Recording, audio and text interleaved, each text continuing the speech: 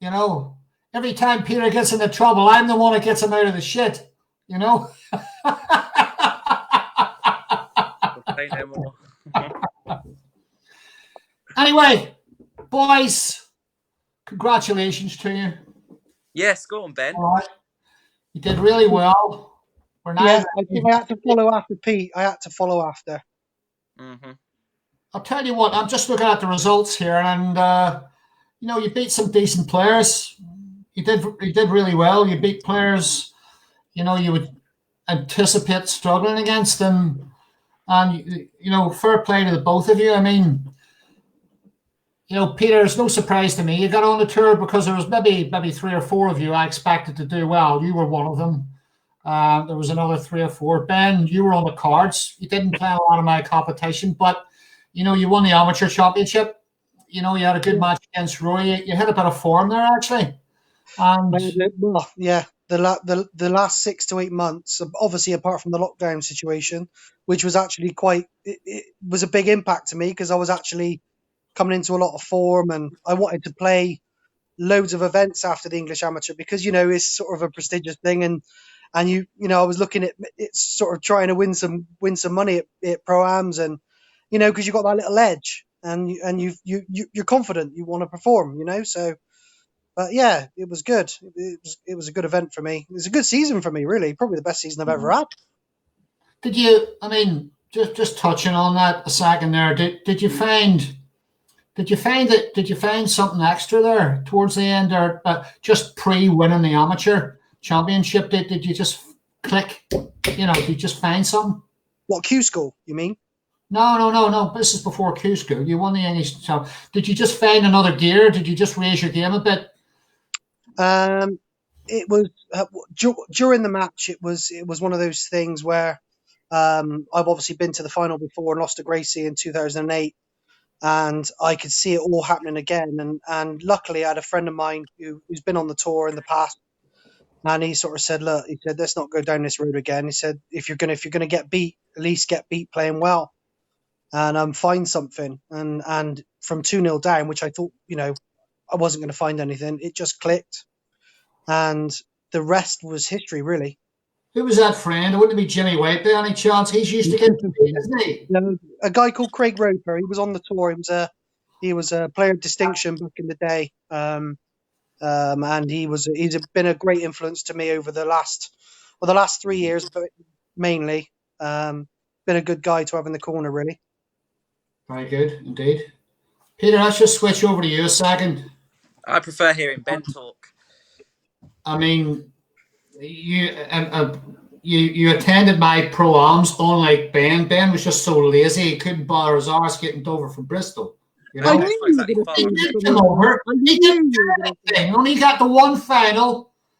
But however, Peter attended all of my pro-ams and he must have done. What did you win last year? About $3,000? A couple of grand a year before? You made some money.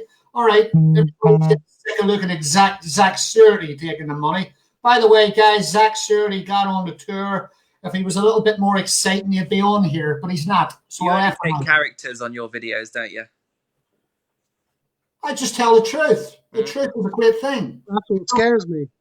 Anyway, Peter, let's not get distracted by Ben's interruptions. Peter, let's just talk to you a second. You grew up in East London, didn't you? Yeah, mate. From the hood. You did. And,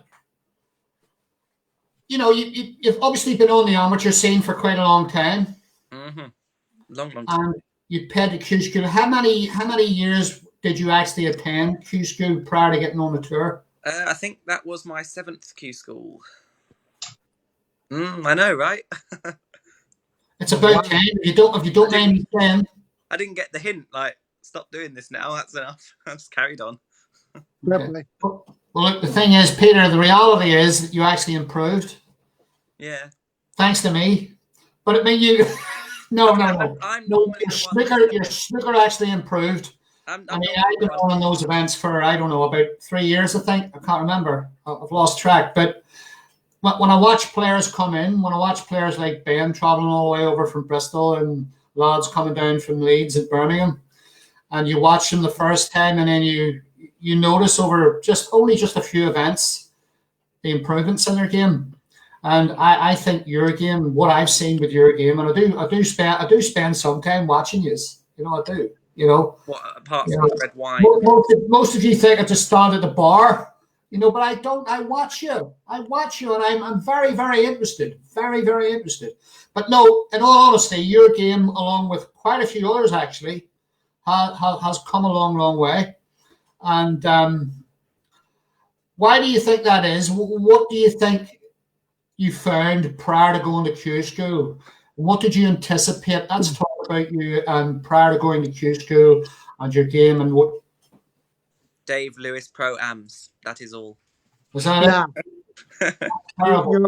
you're a much positive player now. Boys, I love praise. I love praise. Just give me loads of praise and I'll be up there. I'll be up there with Ken Doherty on the BBC. You know?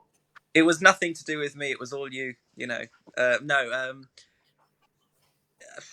I went into Q school with. Was there any tournaments beforehand? Not many. There was 1 or 2 tournaments beforehand. It was pretty fresh. I'd played for a month and a half before Q school because I was locked down. Well, I wasn't locked down. I mean, I was doing what I wanted, but I couldn't play snooker. And you'd think, you think to yourself, I'm a name. I'm not like a name, but I'm a name. Do you know what I mean? Like around my area, all my clubs have known me since I was a kid. And you're thinking, surely, like they'd let me in, or someone would just let me play snooker somewhere, and no one did. Like it was proper locked, and I couldn't believe it. When the lockdown started happening, I thought I'll find somewhere, I'll be fine, and I didn't. So it was really difficult, and I suppose having 3 months off helped a lot of people because I think I said in one of your proams that a lot of people are going to come back and appreciate it more because they've been away from the game for 3 months, not by choice, by force. And now when they come back, they'll appreciate the chance a lot more. So I think that definitely helped. And I just tried, to go to Q school and take all the pressure off myself, really, because everyone's under so much pressure there. Like I said in the World Snooker interview, it was like, everyone was had their earphones in, everyone was completely depressed. It was awful. The atmosphere at Q school was tense, and everyone was under so much pressure because you're playing all year for one tournament to try and turn pro. So I just tried to find ways of taking that pressure off myself and thinking, well, everyone's bang under it. I'm going to try and not be bang under it. And Well, you hit some good names here, mate. Let's just have a little look at your results here. And by the way, was this event? Correct me if I'm wrong, Peter. Was this event 1? I got through event 1, yeah, but Right. I played So you did. event 2 and 3 as well, so it was all a bit of a mixture. You did my pal from Bristol, Mark Vincent. You did him 3-0. And That's one of Ben's practice partners, by the way. I know. Just to shout it out there, Mark said I got a few flicks, but I have no idea what he's talking about. I do. I think you're very lucky. Do you Anyway, really? Listen, I was very upset. Last night. I was very upset when you beat my big mate, big collie Joe Hall. Yeah, that was a good game. You did him good, 4-2. Well, he beat me in the Pro-Am final the week before Q School 4-1. Right. And, he's a very solid player and a very tough player to play. But I kind of like playing people like that because I feel like I'm a similar style. So it was, when 2 styles of the same kind clash, it's just who's better on the day. And I played well and I closed it out with 100 or 90 odd in the last frame and played well against him. So that was a good win. That set me off on I beat Jake Nicholson before him. And that sort of the win against Nicholson sort of put me in a good frame of mind that, if I beat him, I can beat quite a few people. So Jake's a great player. The momentum just kept going all the way through, really. But it got even better. I mean, you got past Josh Thomond. You got 4-2. But then you beat Thor 4-2. And then you beat John Ashley 4-2 to get on the tour. Wow. You must have been thrilled. Oh, yes, I was. Thor Chuan Leong bottled it, I went 3-0 up so easy. He was like, honestly, he was under so much pressure. And I thought, God, like, I'm in round 5 of Q school. And the guy's like struggling so bad. I thought, surely not. Like, surely this is going to get harder. And it did. I went 3-0 up.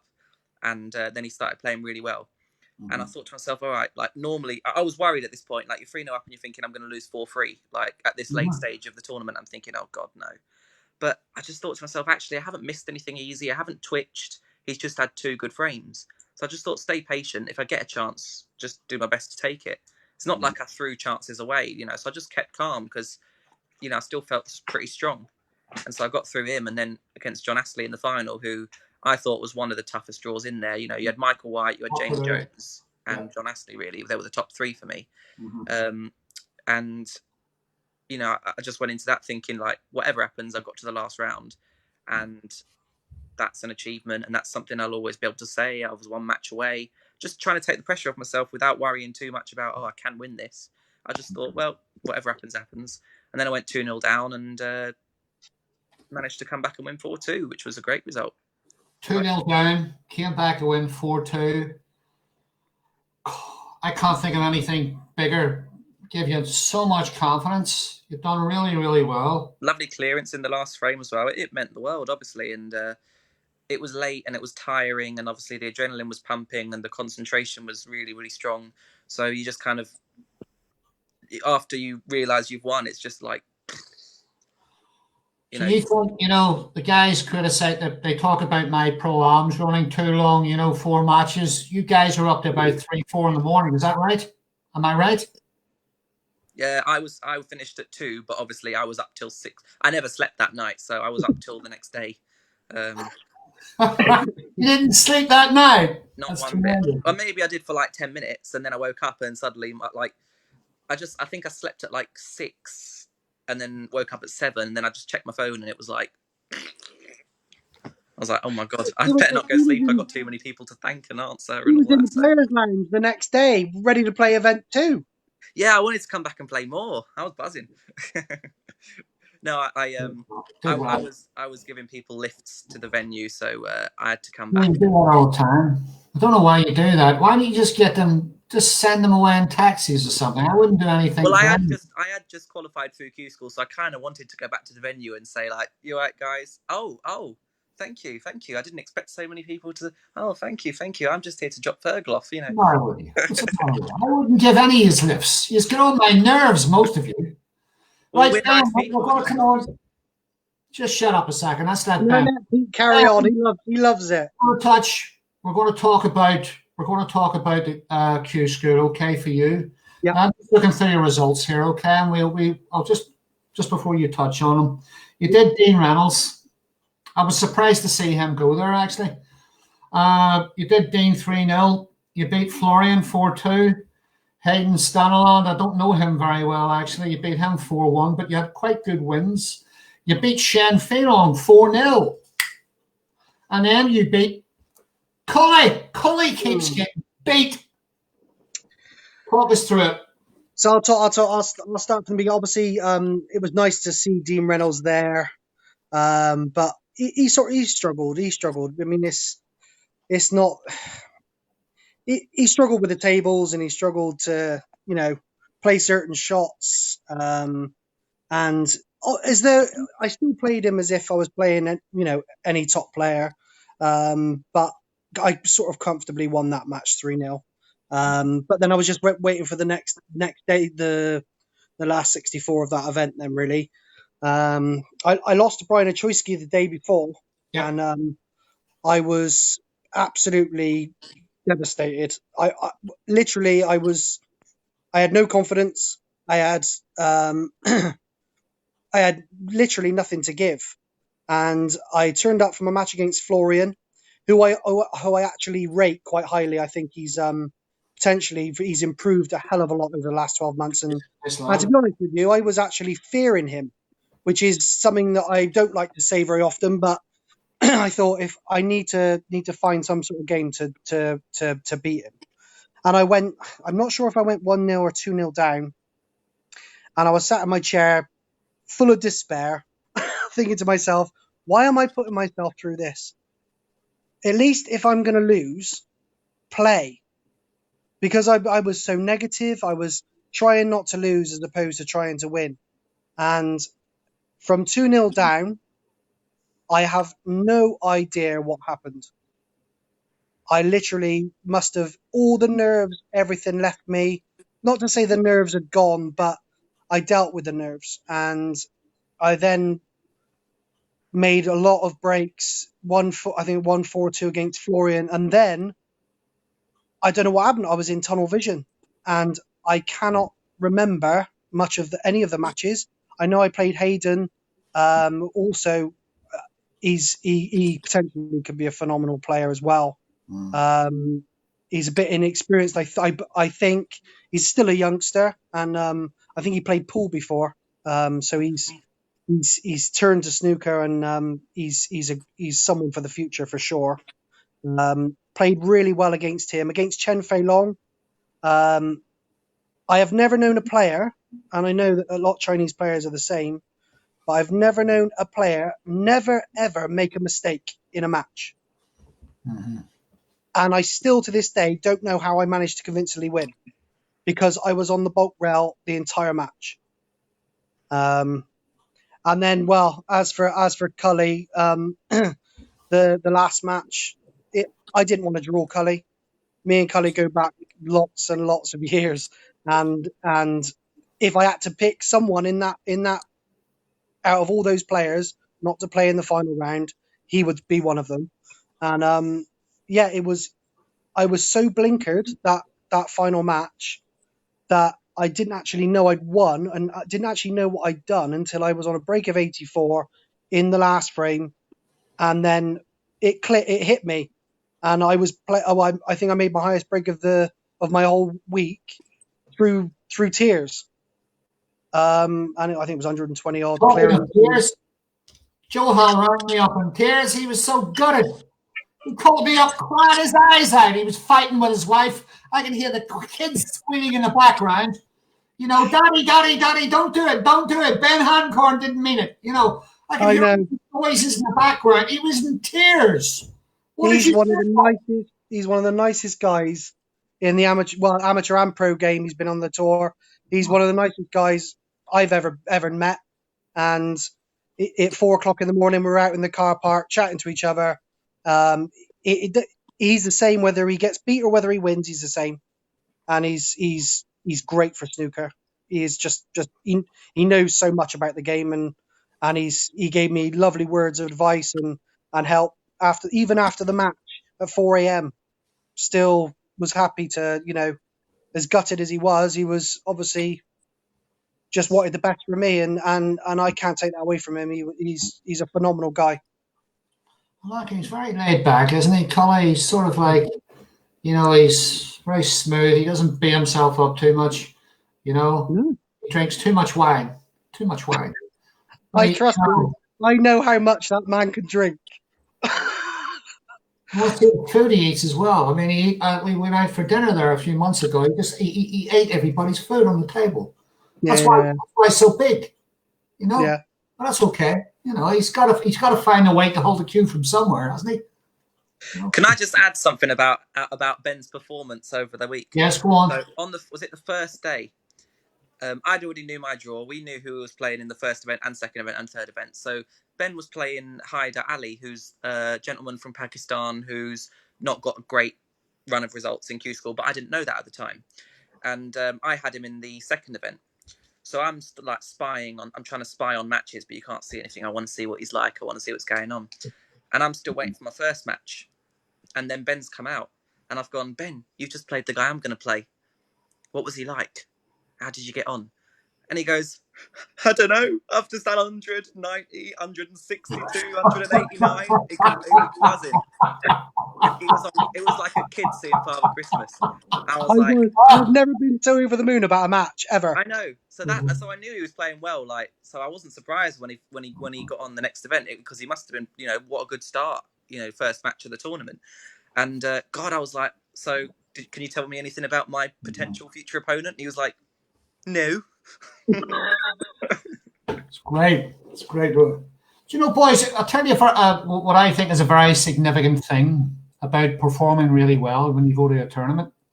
And obviously you have this common with the qualifiers for the ranking events, but if you go to a tournament and you get off to a good stead and you win your first couple of matches, just like you probably win your qualifier of the ranking event, it puts you in a really good place psychologically. And, you know, I think mutually the both of you were actually playing quite well. at Q School? I mean, correct me if I'm wrong. I mean, but you seem to be scoring quite well. You seem to be playing well. There wasn't really an awful lot to lose. You were there to enjoy yourselves and try and get on the tour, which you did. But you played well. What is it? What do you think it is about going to an event and feeling right and performing? What do you think it is you have to do? Prepare yourself. Don't eat potatoes. That's it. I had chips 2 times a day, so I disagree. Every single day I had two. I had a McDonald's, KFC. Next day I'd have KFC, McDonald's. The next day I'd have McDonald's, KFC. Then Subway if I was feeling like I wanted to be healthy, and then I'd go back to McDonald's and KFC again. That was all I ate. So Let me tell potatoes you is fine for something. me. I'm going to tell you. See, when you're my age, you're going to be so fat. You know, Oh yeah, I know. you won't be able to walk around a table. Okay. All right. You won't. While I'm still like young and whatever I eat, I still staying thin. I'll just keep enjoying the ice cream and all that. But once it starts piling on, then I might have to change my diet. But KFC. Sean Murphy eats loads of bananas and rings me up at 2:00 in the morning. That's no way to prepare for an event. What do you do, Ben? Well, I'll tell you what. We can't see you, by the way. You need to centralize yourself on the camera here. You'll never make a photographer. Can you see me now? That's a bit better. I'll tell you what. It's probably the first time I've ever felt great going into a tournament ever. My wife, she's very like fitness prone and she likes to eat healthily and stuff like that. And I've never took notice. And 2 weeks before Q School, we decided to cut out potatoes, cut out all that rubbish. And I actually I think I lost over half a stone in 2 weeks. And I felt great. I felt awesome. And I firmly believe if you feel good, then that's half the battle. You know, if you're feeling uncomfortable or bloated or anything else, I think feeling a little bit healthier does help, and it definitely helped me at 4:00 in the morning. Hence, I've cut that diet out now, and I'm back on the potatoes and the chips and all that. But your neck, Ben's coming back. Yeah. Have you noticed the angle that I'm at? Yeah, you're trying to obscure the fat hanging down onto your chin. Yeah, I noticed that because you had more than one chins before, but now you've got just one. Just one. See, I went for the same approach as you, but I went slightly different because on the last day, which was the golden day, I played my first match. Then I had KFC. Then I played Josh Tommen. Then I had another KFC, and then I played Thor Tran Leong, and I went to get another KFC, but they were closed, and I couldn't find anywhere to eat, so I just had 3 chocolate bars. Well, sugar's okay. Sugar stimulates the brain. I know, but I could have had bananas or something, but for some reason I'm not the most healthy. But I'm not the most healthy, but worked, so I might have to keep stocking up on chocolate bars if I want. None of you seem to have riveting personalities, but you can still eat a bit of sugar. It's okay if it helps you perform.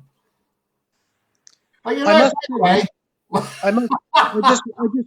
I just want to say as well with the event 2 that I obviously qualified through. There's no way I would have done it without there was a guy that he actually stayed on for me, and James Height, and I got to give him the biggest thanks because because my matches the way they were, I was basically playing, coming off, and then playing again, so I had no breaks at all really until the very last match, and James Height kept driving down, giving me food and like just pickups just to keep me going, and that was worth $1 million to me. Otherwise, I don't think I could have maintained it. Listen, I agree with that. I mean, I did the same for Jordan Brown. Only the problem is his legs get bigger. He's going to kill me for that. Well, no, it is. Look, guys, honestly, whatever it is you've taken, whether it's a can of Coke or a KFC or a McDonald's, I don't give a damn what you've got. But if it's giving you the food that feeds the drive to play and do as well as you did, then that's fantastic. The format as well. I think a lot of people said the format was no good because it's ridiculous how people are playing for their lives at 4 a.m. in the morning, and I get that, but I think all 12 qualifiers will say that we quite enjoyed the format. Obviously, I love the format. Absolutely, I did as well. And the reason that I liked it, especially for me, who was, I've been knocking on the door for a few years, but I've not been 1 or 2 matches away that close before. And, I've been to round 4 like 3-4 times now, but I've not been to round 5. So for me, once I beat Josh Tomlin and got to round 5 against Thor, I went straight on. I just got on with it. I was already playing well. I was already confident, and I just got on straight on with it. Whereas most years, I'd have to go home. It would already be about 10 o'clock. I'd have to go back, get some sleep, thinking about that all night. Oh, I'm in round 5. Oh, this is exciting. I'm 2 matches away from turning pro. Can't sleep because I'm excited or whatnot. Or even if I can sleep, I wake up and I'm just not the same because, the adrenaline's gone. But here, the adrenaline keeps you going all the way through. And, because it was so late, sometimes, do you know, you might not know this, Dave, but Ben, do you know when you play that late and you feel numb and the nerves don't affect you that much? Yeah, you've gone beyond it. Yeah, Yeah, you've gone beyond feeling nervous because you're just so focused and you're so buzzed, and so really the format worked for me, and it worked for most people who got through. And that's a very powerful thing in the game, though, guys, is it not, with snooker? Because snooker is one of those games that really tortures you psychologically, and if you're not up for it and you can't focus, it's very, very easy just to lose interest and just fall behind. But if you hold your focus, and obviously you two have, you've found something there, even if you, I've got a feeling you both played quite well to most of the extent in the events that you've won. But it's very easy to fall away. And you were both behind, by the way. You were both 2-0 down in each of those qualifiers. So, I mean, to come back and win 4-2 and rebuild yourself and refocus yourself is a very, very, very big thing. And I hope, you're both very experienced top amateurs, so you know this already. I just following on from what Pete just said. The format when it came through, and I knew obviously it was going to be a long days and everything else, but I'm one of them players. I believe I can actually wake up one morning and feel like it ain't going to happen today.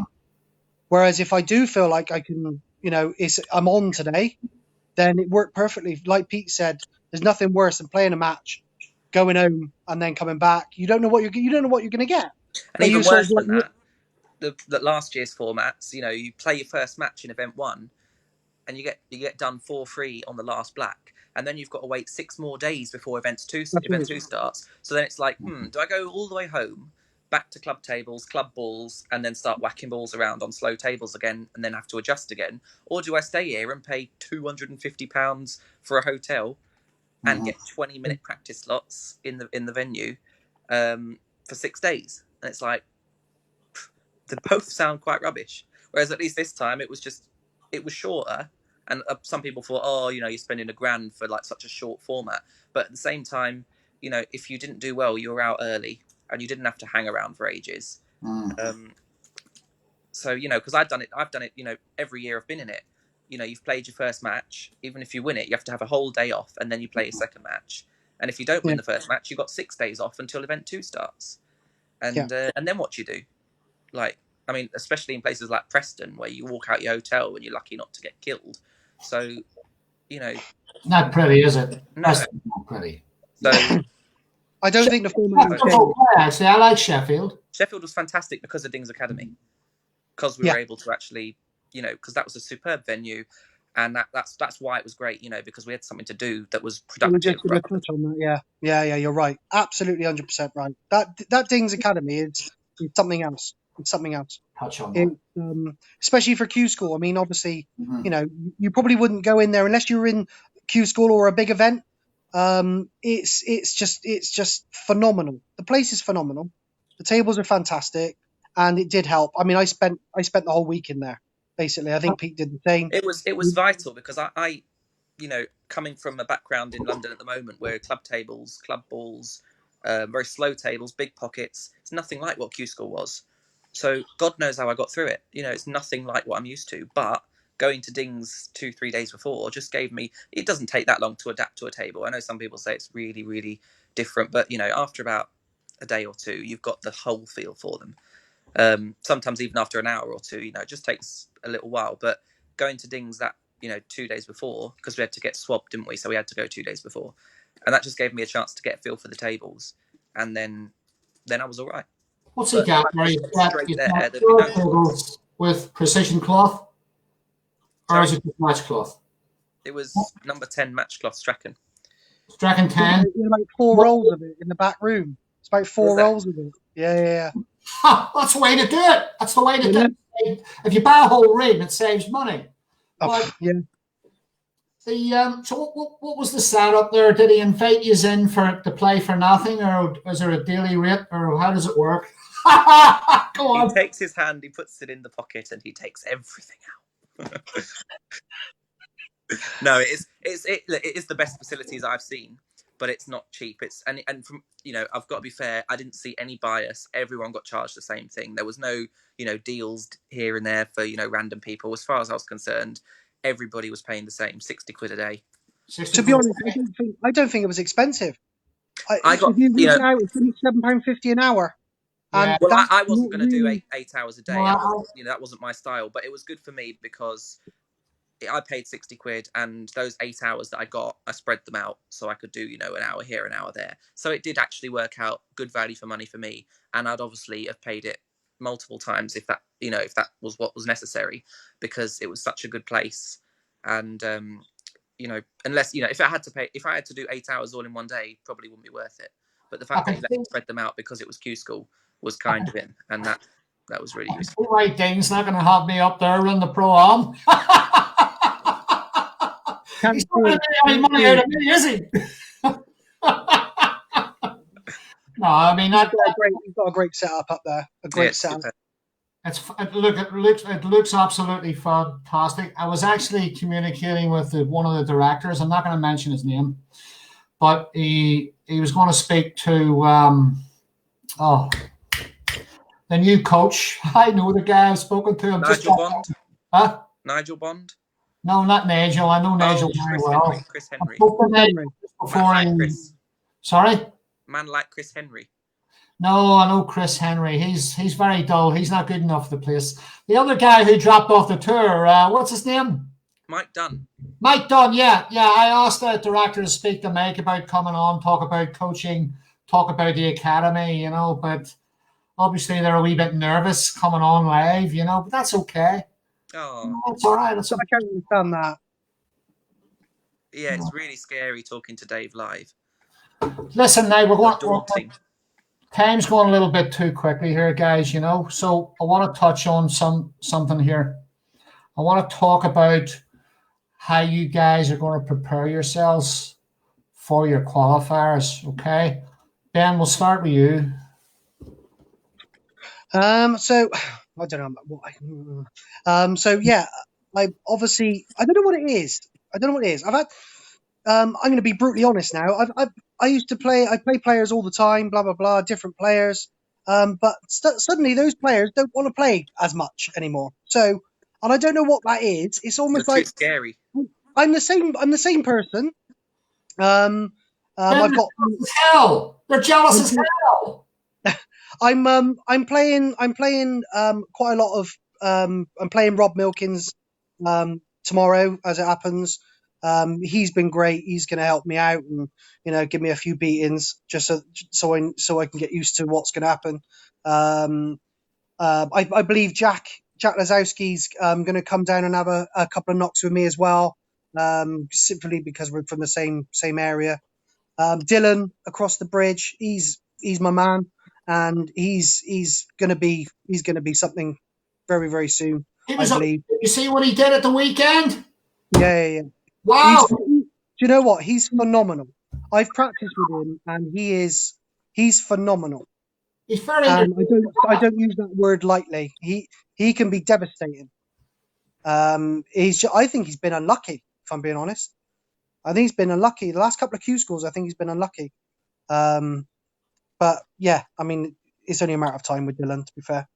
I think he just needs to sort a few things out up here. And I know he agrees with me on that, by the way, Ben. So yeah. Shot at Edmonton. He got beaten by a weaker player at Edmonton. Then he goes to Harlow and nobody touched him. Even when he was behind, he looked like winning, because he was pumping in lots of big breaks. his heavy scoring continued all the way through, but his opponents scored heavy as well. I've never seen so many high breaks at JP's last week, Peter. Just Sunday there. Never seen so much heavy scoring in one event. But Dylan was actually going to go home on Saturday. He just said, Dave, I can't do this. I've had enough. I'm going. And I just chatted to him for half an hour. And I said, go away and send me a message. He went away and he sent me a message. I'm coming to Harlow tomorrow. Look what happens. So he's proved that he can turn it around and he can really refocus himself. And we talked about refocusing. I talked about some of the things that Chris Henry talked about at the interview, which is very good. Guys, you need to watch that. Not just you two. You've already seen the video with Chris Henry probably. But, out there, guys, just watch the interview between myself and super coach Chris Henry. Gets into the heads of the snooker players, talks about comfort zones, focusing, performing, going to the venue, all those very, very important things you need to do. And Dylan proved that he can turn it around, go to a new event, forget about the day before. And he was the top player on the day. He was the highest scorer, by the way. He was a great potter, entertaining to watch. Balls were flying. I don't think there's anybody on the planet that can get inside my head. I'll get in your head, mate. He will. You know why? Because you give me a headache. Every time I see you, you make me twitch. You give me a headache, okay? So just shut up and listen. Anyway, so Peter, how have you prepared yourself? Any changes? What are you going to do? What are you going to do? 6-pack of Fosters. Yes, that's an idea. Sit down and watch yourself on YouTube trying to sing. Well, take away trying. Take away trying. No, but seriously, you got to prepare yourself, guys. There must be ways. I mean, are we talking about perhaps? All right, we're on the professional circuit now, so we've got to expand our horizons a little bit. Does that mean that we're going to play more professionals? Does that mean that if we don't get through our qualifiers, are we going to stop playing snooker? Are we going to take a step back because we're too good? Or does that mean we're going to find new events to play or new people to play for? That's the kind of thing. I wouldn't. If I don't get through the first group in the Championship League, I wouldn't think I'm going to retire yet. If that's what you meant. No. I thought you said stop playing. No, I think it's a lot the case now of, like you said, expanding horizons, trying to find more players to play, going longer distances, staying over in different places every now and then, traveling a little bit and staying over so that you can get more out of the time you're there. And obviously, especially before tournaments, getting on similar tables like I did in Q School, so that at least I'll have more of a chance of adapting quicker, because a lot of these pros that you play against, this is what they play on all the time. They're in these venues all the time. And me and Ben, we're not yet. We're not used to it as much. So we need to get ourselves to a position where we're going to be a bit more ready for it than we can be, or more ready than we'd like to be. So, you know what I mean. Ben, do you correct me if I'm wrong? Do you have a table at home? No, I've got a table in basically a business close to me.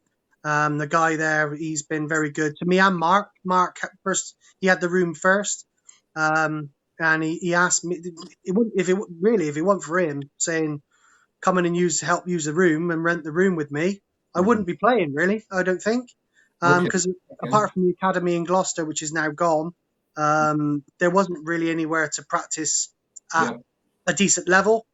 The room helped, and obviously people coming over and playing was more accessible even over lockdown. It was obviously I wasn't having people over, but being able to carry on practicing and hearing everyone else sort of, oh my god, I don't know what to do with myself. Oh my god, I need to hang myself because I can't play. And you're just chalking your cue like. But I'm sat there thinking, I don't know what you're talking about. It was a godsend, really. And that's another thing going into Q School. I felt that I was not at maybe not at an advantage as such, but I felt that I should qualify in an arrogant kind of way, because I thought, well, I've got 3 months on you guys. Do you know what I mean? So I did feel more confident than any other Q school. I've only been in, this is my third, and I did feel that, if I'm not going to get there, I'll certainly get close. I mean, it's brutal. Q school is the most brutal thing. I can't even imagine. I mean, I know golf is it's even worse. But snooker, the snooker Q school, I mean, it's but golf brutal don't for a finish at reason. 4:30. Well, yeah, that's right. That's right. I'm just to let you know, Dave, I didn't sleep for 2 days. 2 days. I'm not surprised. I'm not surprised by that at all. I mean, look, you put yourself in a good position here, though, Ben. I mean, you beat Rory in the amateur championship. Prior to coming in, I mean, that must have given you a lot of confidence. Yeah. I mean, I think Rory's fantastic. The first time I ever met Rory, he intimidated me. And then we went to Portugal for the European Championships during the start of the lockdown, and we were told not to go. And he was one of the levelers. He helped every single England player that was there. He kept them all sane, and I've got a totally different respect for Rory. He is what I thought. He doesn't really want to mix with anybody, or because he's so businesslike. But out there, you couldn't have asked for anyone better to be out there, because it was horrendous. It was horrendous out there. But Rory kept us all level, and I've got the most respect for Rory. He's one of those guys where I literally, if I could pick up the phone and speak to him if I had a problem. I was kind of expecting Rory to get back on a tour, but he did. He did. Yeah. He would have done it. He would have done it. He would have done it through Q school. I'm pretty sure he would anyway. But as I say, he's a player that should be on there. He strikes me as one of those players that will rebuild himself, refocus himself, and he'll probably go up again, probably up the rankings again. So many players haven't. But Peter, have you found a practice base in London at the moment? Are you going to float around for a while, or are you going to? Yeah, I've got some places to play, but I need to do a lot more travelling as well. So I'll be going around trying to arrange matches for pros. It's not easy. I mean, it's weird because all the actual pros local to me are all top 16ers. There's Bingham and Carter and Perry and Ronnie, obviously. So they're a lot less accessible. Whereas all the lower ranked pros who are more open to giving you games, they're obviously a lot more northern and western. So it's going to mean a bit more travelling and a bit more, moving around, to try and get people to play. And I don't mind doing that. Guys, for the guys who are watching this video either now or a bit later on YouTube when I upload it, you come to my events at Harlow, back-to-back events at the end of each month. Any player who's ranked 64 and below plays off scratch. So, I mean, I don't see a great deal in terms of differences between standards between a lot of you, but I'd like to try and encourage some of the lower ranked professionals on the tour who have been on the tour for a while to come down for the weekend and play. That's why they're there. They're there for top amateurs. They're there for lower ranked professionals, and maybe those in the middle, that fancy their chances as well. But so those events are all open to everybody. Still trying to find a place in Sheffield though. So not having much success there in that department, but I'm sure we'll find something soon. Without blowing too much smoke up you, Dave. Don't bother. Your tournaments are a godsend now, really. Simply because for me, I know that the only way I can play tournaments is I've got to travel now, because there's not a lot around my way. It's me and Rob and Jack a bit now, but it's mainly London, Sheffield, Leeds. So I know my travelling. I've got to do travelling now, and your tournaments more so now than even before when I was an amateur. I think more so now I've managed to get over the line. I think your tournaments are a bit of a godsend now, and they need to be entered. Any player who wants to get on the tour and wants to try and stay on the tour, I think that's probably the best way of putting it for now. They need to play in as much as possible, and the standard in your pro-ams, sometimes they can not be very good, but most of the time, 80% of the time, they are good, and they're worth entering without a doubt. And when they're not The on, ones that I win are usually the ones in that 20% bracket.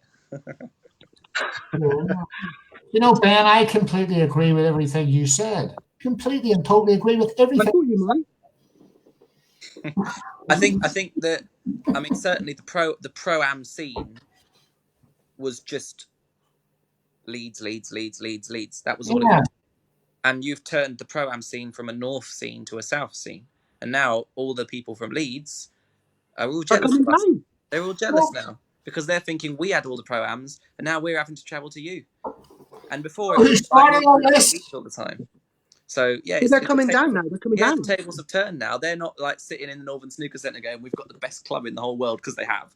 They've got like the best club in the whole of the UK. So they're sitting there thinking everyone's coming to us because we're the best. And now Dave Lewis is here, and now the South is taking over. Oh, by accident as well. I mean, I didn't want to get involved. I stopped playing for 8 years. I only went down to drink a bottle of wine and have a bit of a laugh in the snooker club. And then Simon Dent, it was actually Simon Dent, he started all of this. He said, look, there's never any competitions around here. There's proper pro-ams, you know, where we get test ourselves out a bit. You know, you've played snooker before, Dave, have you? I didn't realise. Listen, don't you start on me, okay? I can make life very, very tough for you. I can ban you from the lounge. You haven't even hit the turn yet, and I'm banning you from the lounge. Oh, dear. I'm 53 this year, pal. Let's see what shape you're in when you're 53. Oh, I would love to look as good as you. Would love to. Right. Hopefully the hair stays a bit longer, though. See, look, Peter, I'll tell you what. That's it. Anything else, we're going to cut you off. Right, boys, listen, we're going to wrap this up right shortly, okay? But I had a little bit of a shock today, okay? I was absolutely shocked because we all had some news today, didn't we? Okay? Oh, yes. The king has returned. We had a shock. Have you got him on the Q&A as well? Where's he doing it from? Yeah, but look, boys, the big question is... his mouth moves. And I'm going to put you both on the spot here, okay? Has he got what it takes to win a match or two? Depends which Stephen Hendry wants to play. If he turns up, I believe he's with Steve Feeney now. I believe. If whether he's got the fire in his belly. If he's got the fire in his belly, even at 51 or however old Stephen is, he's still capable of doing damage. Let's not underestimate. Let's not beat around the bush. The guy is a genius. And if he wants to put his 51 years old, by the way. Yeah. And he looks it. But the thing is, if you look at him now, he's actually got better looking with age. He looks a wee bit like George Michael there with a Q, doesn't he? No, he has. He's improved. He's improved with age. I remember him when he was 17 with those spiky hair. He was as skinny as Peter. You think he was going to fall down the crack in the road, you know? But Stephen is he's probably the best, one of the best. Ronnie's the best. More entertaining. But he's a winner. So I've asked a few people what they think in categories of after the 2 years. So he's got 2 years on the tour. In those 2 years, will he get bottom 64, top 32, top 16, or top 8? In those 2 years, I think top 64. I think he'll get into the 64, but no further, because I think he showed that he's still playing to a good level. He got beat by Jimmy White, and Jimmy White struggles to win too many games. But I feel like he's got more of a fear factor to him, and like a lot of players are going to still fear him a little bit. And I think he's got what it takes to start winning matches and have a bit of a climb. So I think he will do better than some of the other wildcard players. But I feel like, the reason he did retire was because he's a winner and he wasn't winning and it was hurting him not to win. So by then coming out of retirement, knowing you're not going to start winning everything, he must actually, have made the decision that I'm coming back for the love of the game rather than for the winning, because otherwise he wouldn't have done it. I don't think Hendry could do that. If Hendry wants to be in this, he wants to win. I don't think there's anything else in the calculations in his brain. He's a winner. But he retired because he. I believe what you say there, Ben. I think that obviously Stephen was offered the wild card, and I think he has probably thought long and hard about it. And I think you're absolutely right there, Ben. I think if Stephen didn't believe that he could win matches and climb the rankings, he wouldn't be there. He wouldn't embarrass himself. Yeah. He wouldn't do it to himself. Well, I mean, that's why he retired, isn't it? Because he felt like he wasn't able to win anymore. So by coming back, he must think he can still win, but he must also at the same time know that he's going to lose more than he's going to win, and he must have accepted that now. That he's doing it knowing what to expect. Yeah, of course. Will he go out and buy another £20 cue and win another 6 world championships? Some people say it was the cue. Some people say he just lost interest because the cue was damaged, wasn't it?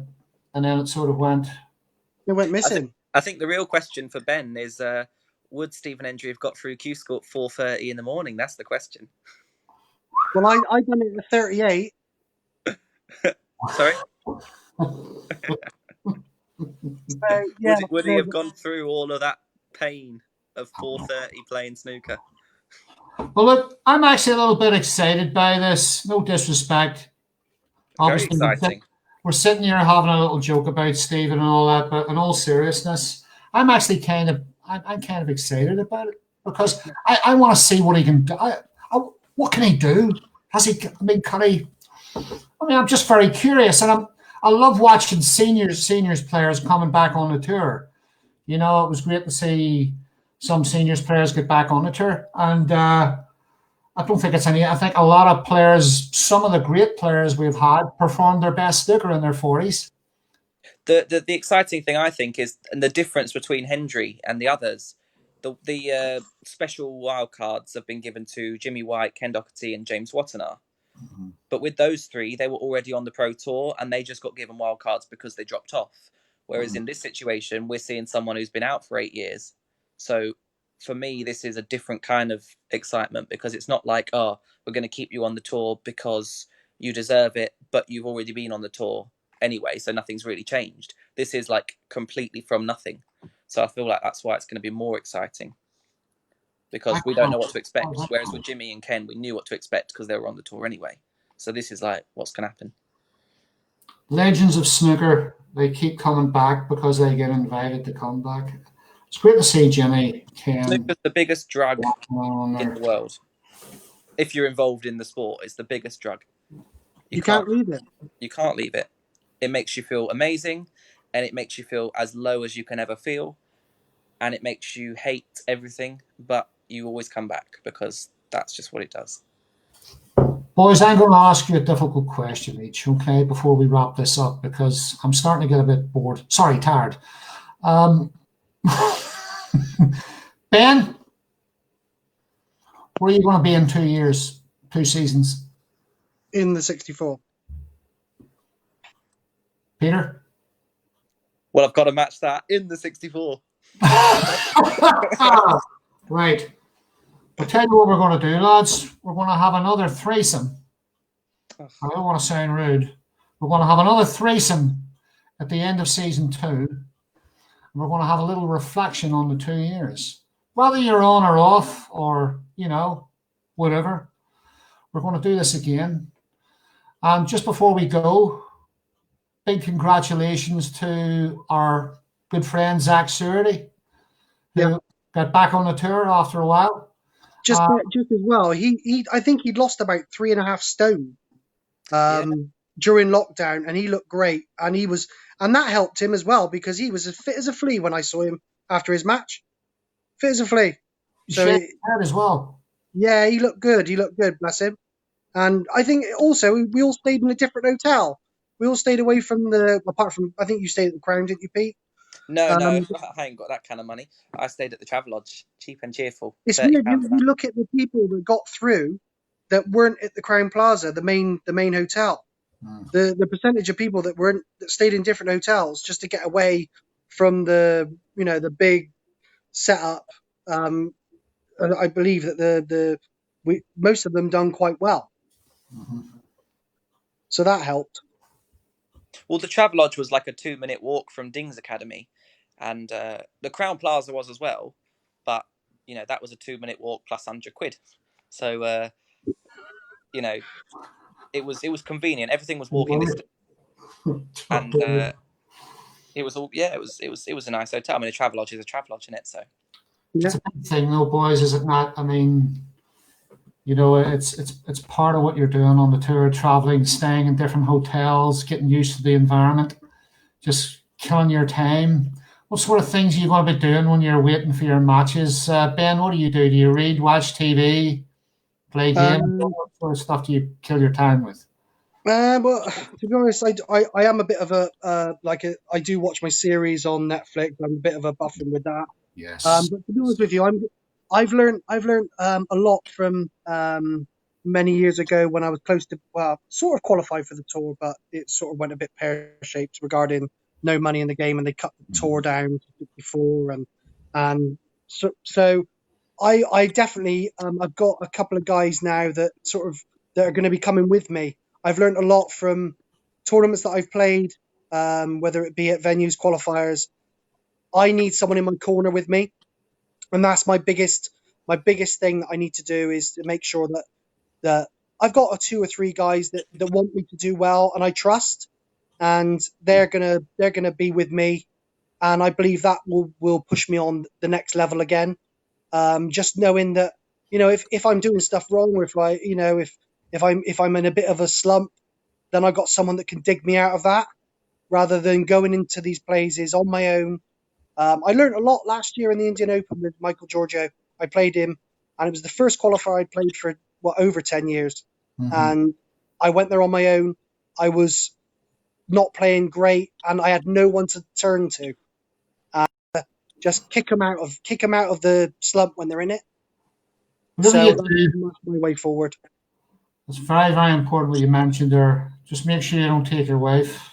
No, No, no, no, no. No, destroy we it. didn't mention wives. No wives. Destroy. Waves, destroy. They destroy She's everything. she only likes she Destroy only the wants to play houses, they Fortnite. destroy snooker. They give us a bad name. Most of them don't like the game. I don't know how they play it. I'm going to shut up before I get myself into trouble. Okay? So if your wife gets angry with you tonight, she can blame me. I'm not going to answer the phone. No, she hasn't even seen this. She'll probably watch it later, I expect. Right, Peter, what are you going to do apart from take pictures of yourself and sing silly songs? What are you going to do? okay, less of that. All right, less of that. I think they're very good songs. I rephrase that. I forgot what the question was actually. How are you going to kill your time? Oh, you mean round venues? Practice on the practice tables if they're available. You don't get a lot of time there, do you? No, everything at the moment, everything's you're there for one day. So every tournament's go there, do a bit of practice, go to the hotel. I'm also on the Netflix ting at the moment, but since I'd never used it before lockdown, but then you start watching it. I never thought I'd ever start watching Netflix because I had normal TV. It's brilliant. I'm Well, watching Amazing. Queen of the South. Have you seen Queen of the South? no, No, but Hotels. you gotta no, watch but you. I just watched normal TV because I You wasn't have one of lots the of mod. guns going off, you know? I wasn't one of the modern crowd. But then during lockdown, I got involved in Netflix, and I was just like, "Oh, let's watch the next one. Oh, got to watch the next one." And then I got hooked. So I've watched a lot of stuff on there. But when I go away, I don't watch it because I haven't got it on my phone or anything. So when I go, what did I do in Q school? I just sat on my phone, played a few games, watched a bit of TV, and told Fergal to be quiet.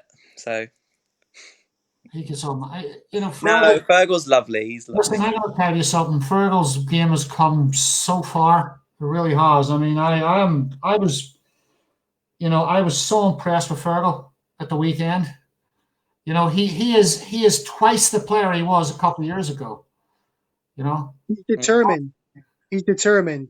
The guy's very determined. The guy travels from Northern Ireland, and like the stress that he must have to go through to actually just play. He's got a terrible accent. Terrible accent. And his sister's says. But like, I mean, Ben, you weren't there, right? I've played Matt Glasby, and the winner of us was playing Fergal, and Fergal's wishing us to hurry up. In the end, mine and Matt's match takes too long, and he's missed his flight home. So even though he's 100 quid, he's missed his flight and has to pay 120 quid for a new flight. Why the hell did he do that early in the evening anyway? Why did he do that?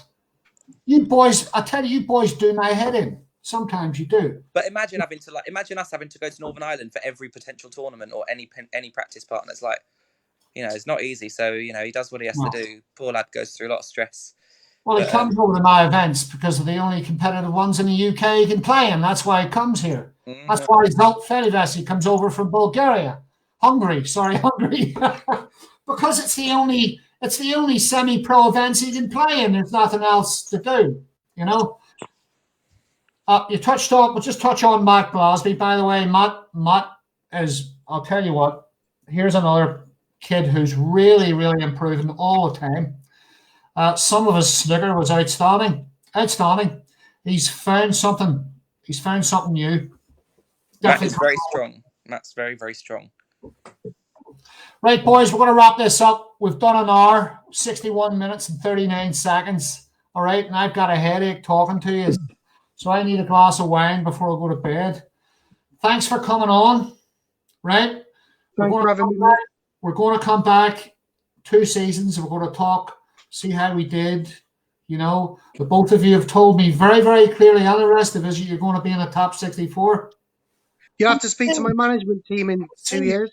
You won't even recognise me in 2 years. I'm going grey so badly, and I'll be completely grey in 2 years. The way, what this game's like, innit? They'll either go bald or grey. Every good snooker player is bald or grey. I ain't got any grey. Because you'll never talk to me again.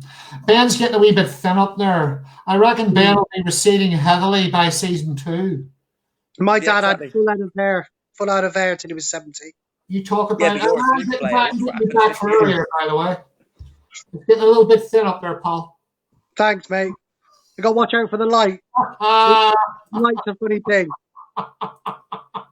Right, boys, thanks for joining me. Right, Dave, thank you. I shall hopefully see the both of you in a couple of weeks in Harlow. And I'll see Ben next week in Milton Keynes or whenever it is. I will look forward to I might actually, no, I won't, will I? Because we're all on different days, so I won't see you.